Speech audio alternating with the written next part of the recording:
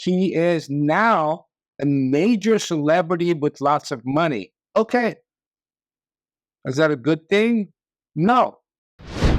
We are living in a culture, a celebrity culture.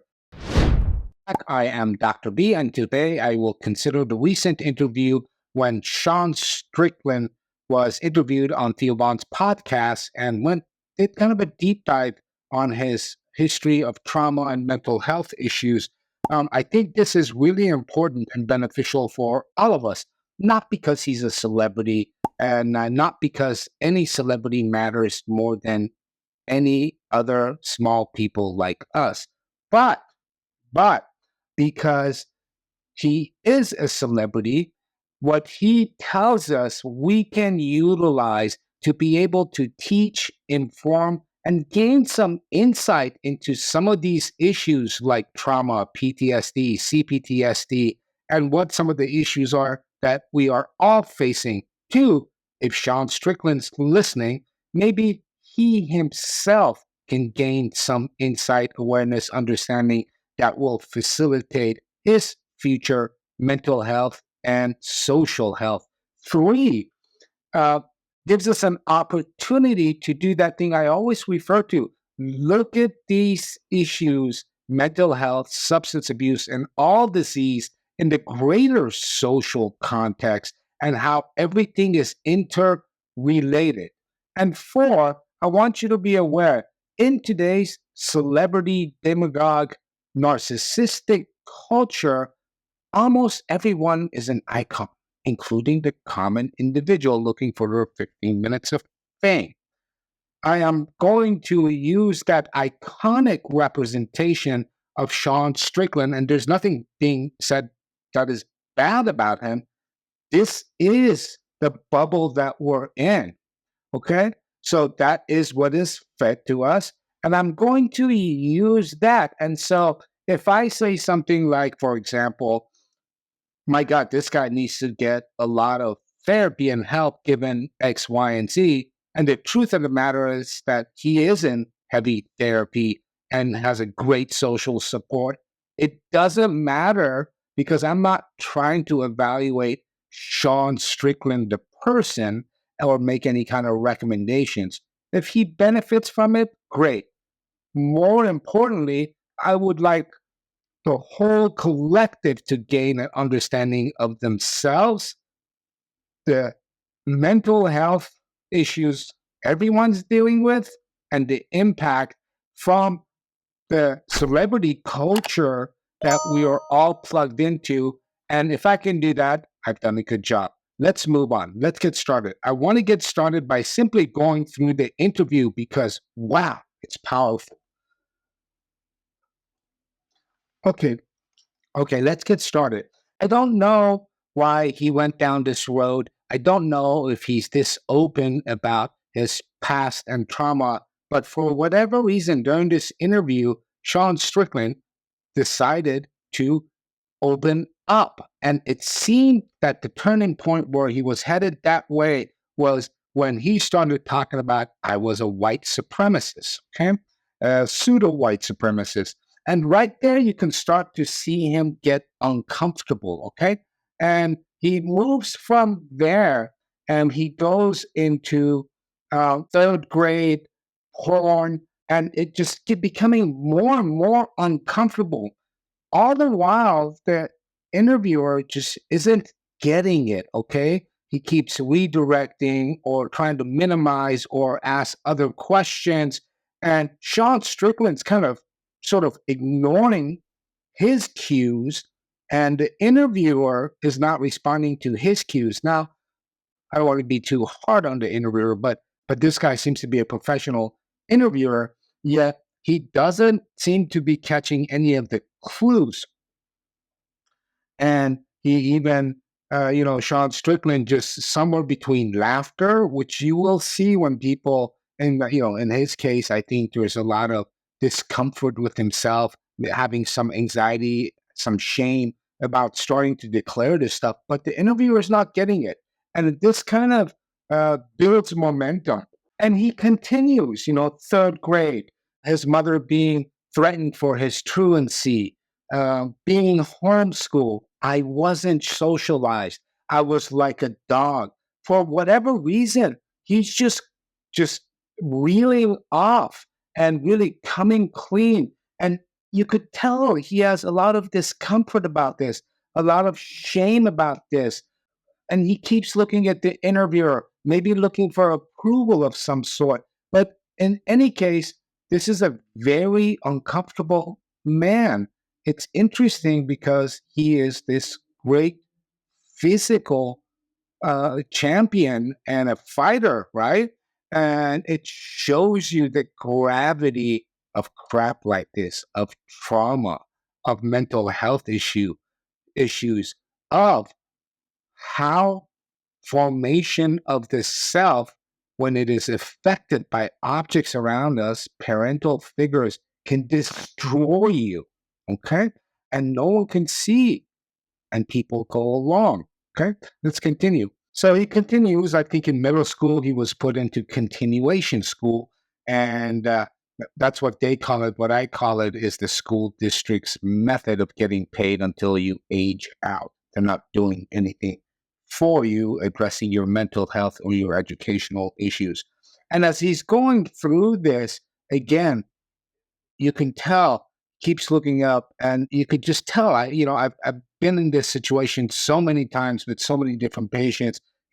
There's shame, right, and there's pain, shame, pain.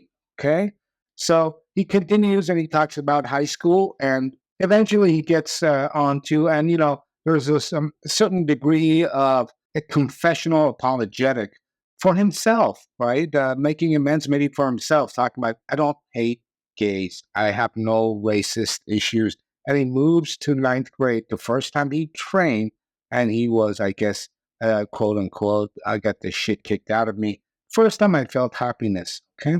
And it's interesting when you look at that, that object that gives them survival and coping in a world that is dysfunctional and was developed poorly by the parental figures.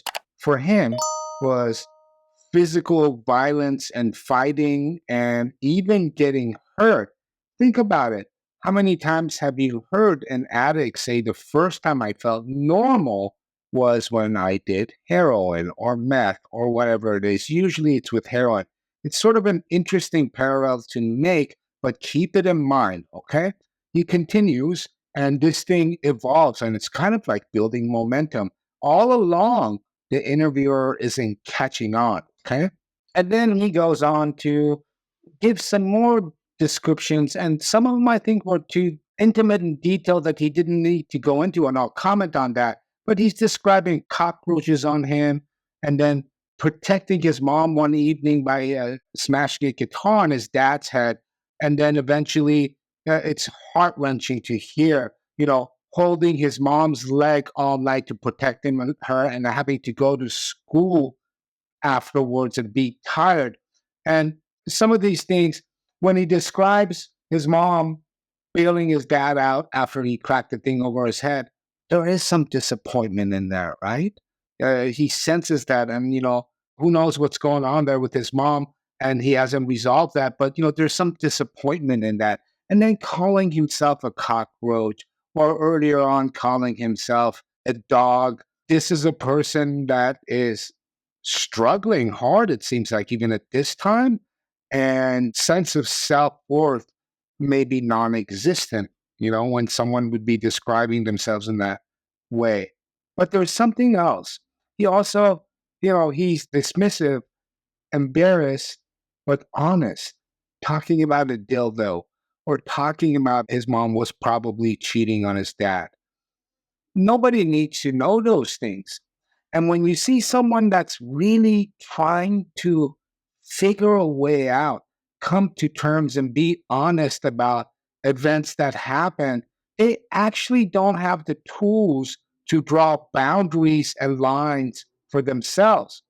But these same people also don't have the tools to draw boundaries and lines with how they engage with external objects in the world. We'll get a little bit more into that in a minute. Let's go on. Also, if you look closely, he's already breaking down when describing cracking the guitar over his dad's head and his mom bailing him out. But it's he's slightly choking up. And when it really comes out is when he talks about almost stopped believing in God. And you know, Sean Strickland, I'm sure, is a really good guy, and clearly he's a very talented athlete and fighter. But he has so much shame when he says, "I almost stopped believing God," because he probably hasn't had enough edification and education to deal with that idea. He probably comes from a very, very myopic social worldview, and he needs to believe in God. He feels guilt and shame, and he's kind of admitting to that. And that's where he just kind of loses it and spills the water. And interestingly, during this whole time, um, the interviewer, maybe it's because I have a bias, but he doesn't seem to have any insight and adds nothing of comfort in the right way, just kind of keeps going. And at the same time, Sean Strickland kind of ignores him and keeps telling his story. And finally, he breaks down so hard where the interviewer acknowledges it. Okay. I mean, this guy is choking up and crying, and the interviewer still doesn't get it. And he's talking about animals coming at night and peeing on your leg. And finally, it dawns upon him, and he doesn't know what to do with this. And, I'm not going to judge the interviewer, but he gives some silence. And, I think if it was me, I would have shut the tape off at that point. But who knows? Maybe he was thinking about capturing this. Whether that's good or bad, I don't know. It remains to be seen. But it took a long time. And then he goes on to describe this compulsive behavior that he had that actually put a hole in his gum. And then at that point, he tries to gather himself together as best as he could and sort of pose up, man's up. I don't care. I'm a man. It is what it is. Go ahead and post this. Okay. Okay. This continues. And, there's one other interesting thing where the interviewer asked him about his brother, and he says, yeah, he's all right. He's a good friend. It's a bizarre way to describe one's sibling. People might say something like, yeah, I love my brother. He's a good guy. Yeah, we've gone through a lot together. None of that. There's a wall, which is concerning because he probably has a wall around every. Okay. And he goes on, and at some point, the interviewer starts talking about his own issues, which is bizarre because this guy, Sean Strickland, is so deep into his shit right now that, he couldn't care less. The interviewer doesn't know how to give any support. Again, wow, this guy has 700,000 followers, 10 times more than I do. Okay. He doesn't know how to handle the situation.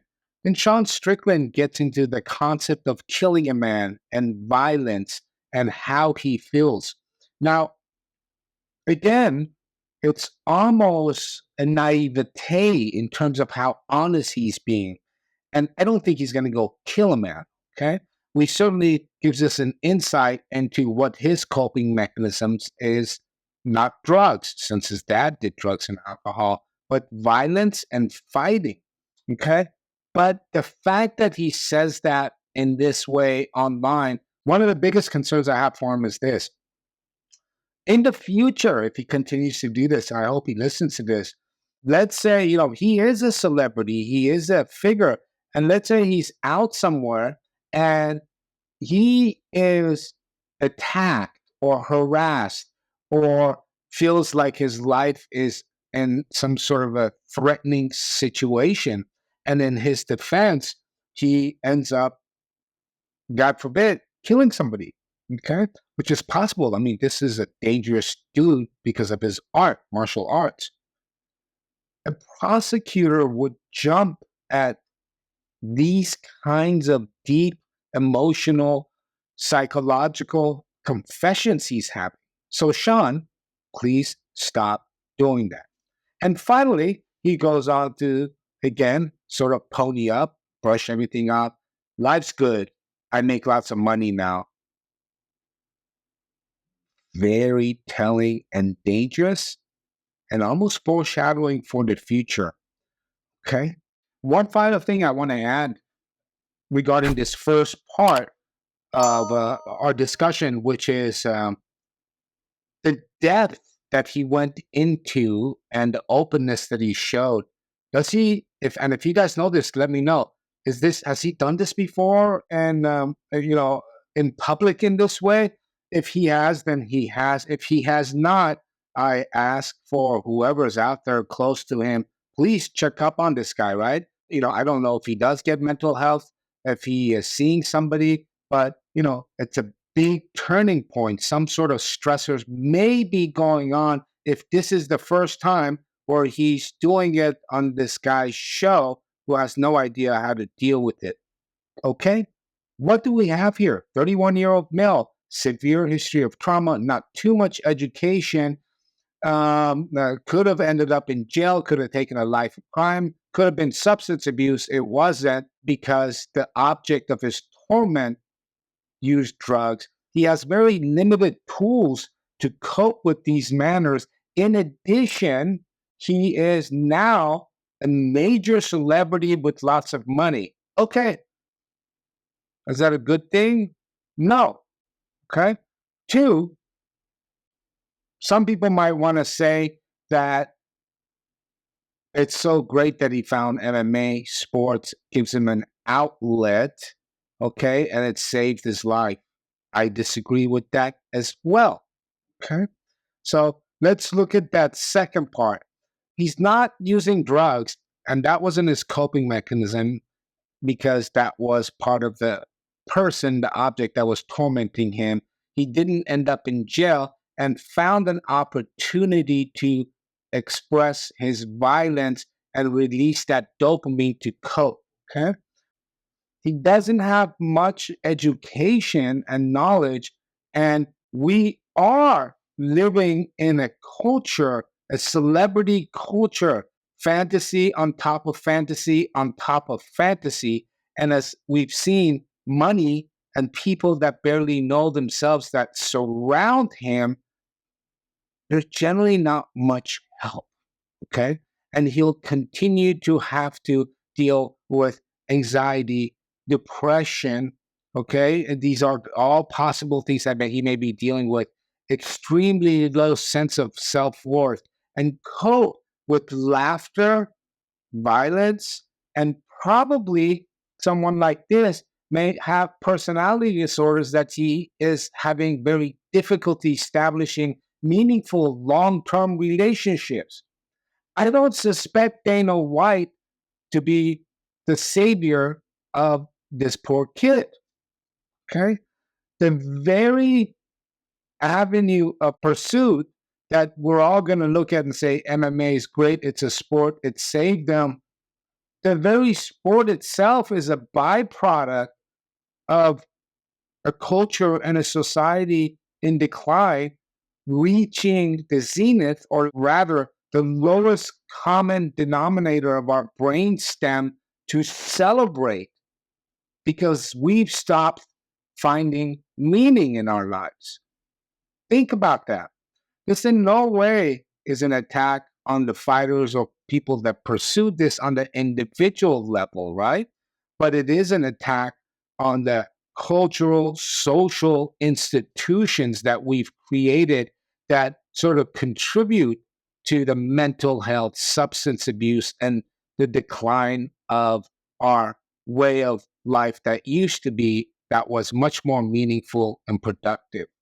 What I'm really saying is that the very thing that seems to everyone, the thing that saved them, is itself a potential toxin, and it's not where he should find help in. And as far as being some sort of an example or heroic figure to young men and boys that are suffering in the same way, a fantasy is being sold to them. It's almost like everybody thinks their kid's going to be a great football star or baseball star. Okay. They're not.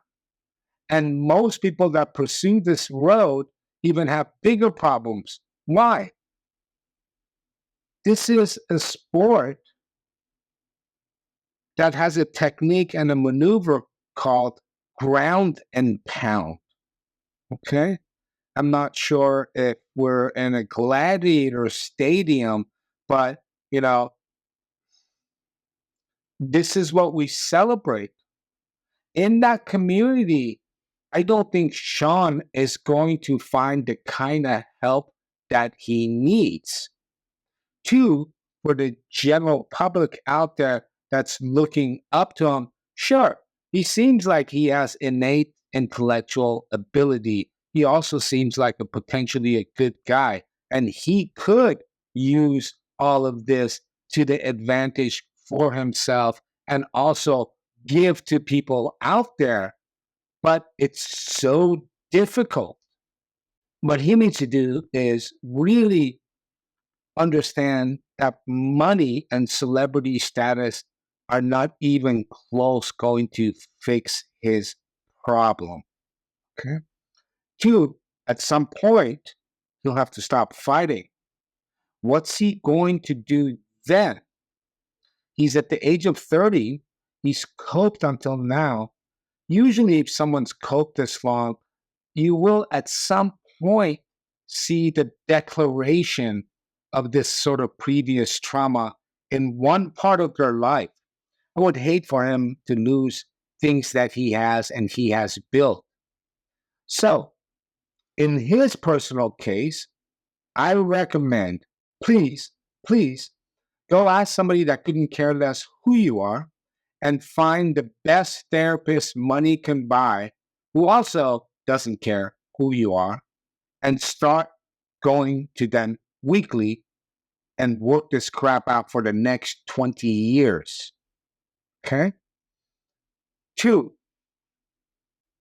for those people that look up to him or people that think this is a possible vehicle or an avenue for them to get out of these situations, you know, it's sort of like winning the lotto. Unlikely. Find more conventional, grounded methods to find yourself, meaning mental health recovery, and so on. Okay. Four, I recall at some point, I think Dana White was bragging about how many years ago he is so brilliant and such a genius that he said MMA was going to be the biggest sport on the planet. That's like me saying porn can get a great hold on the internet and it will be consumed into oblivion. Or saying no matter what the economy is, people will always buy alcohol and tobacco at the gas station, and they would even buy more of it when the economy is in a recession.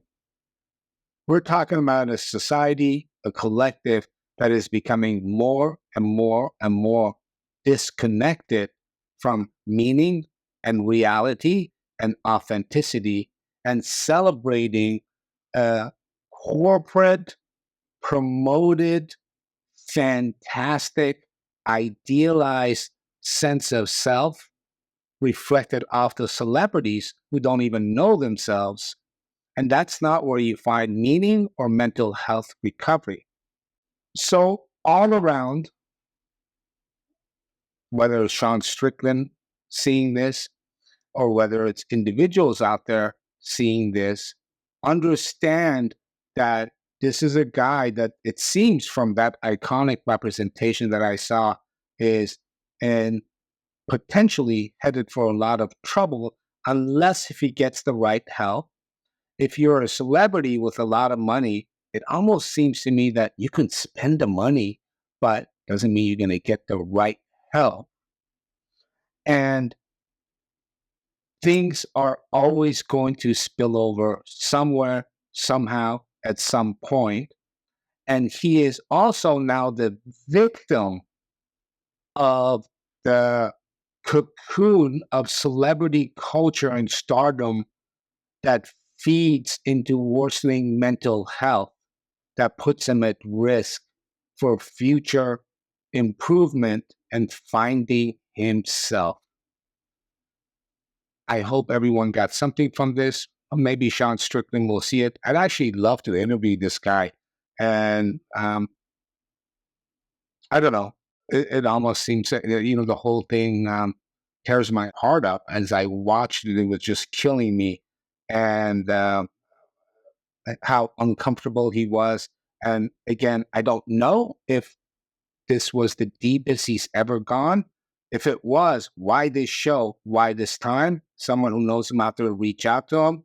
Otherwise, if he doesn't have the help right now, please get the correct help and get away from the culture and environment that you currently operate in, and keep much of this private.